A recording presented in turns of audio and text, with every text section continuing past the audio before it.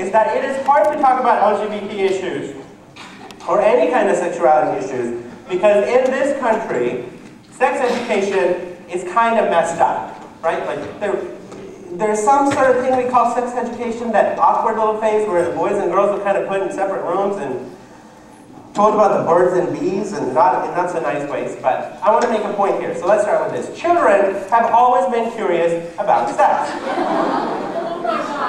I did not take that picture. Okay. They want to know how everything is made, including how do you get VW bucks, okay? But we can't talk about sexuality in very open and meaningful ways. We cannot tell the truth about a lot of like our body parts, so we come up with stories like penises grow on trees.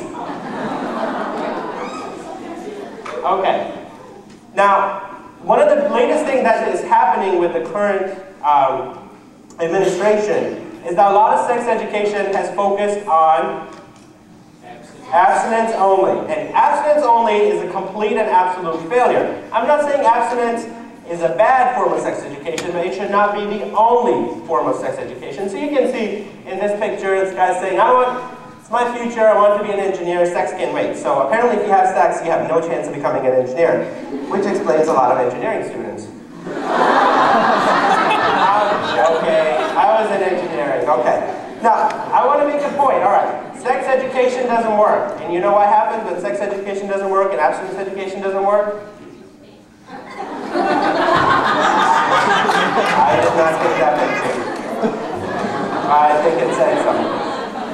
I hear a lot of noise. Okay, alright. There's other things also with sexuality that we get a lot of negative messages around, okay? So, this being one of them. Masturbation is one thing that people are just not talking about. Okay, so there's one thing saying that, you can't talk about it, you can't do this. On the other hand, because, people don't have a safe place to talk about sex and sexuality issues, you come up with some really bizarre ideas around sex, such as, how many people kind of saw that a little blurry? You know why? Okay. So what happens, because we can't talk about sex and sexuality in open ways, our sexuality sort of comes under question. Okay? Constantly being watched, there's always a fear, okay? And again, like your sexuality is under question. Let me show you how. Who is that? Anna Kournikova, you can kind of, let me see if my pointer kind of works. Okay, right there, all right. So that's the only guy who is not kind of staring at her, so that makes him gay, apparently. I think that picture says a lot, all right.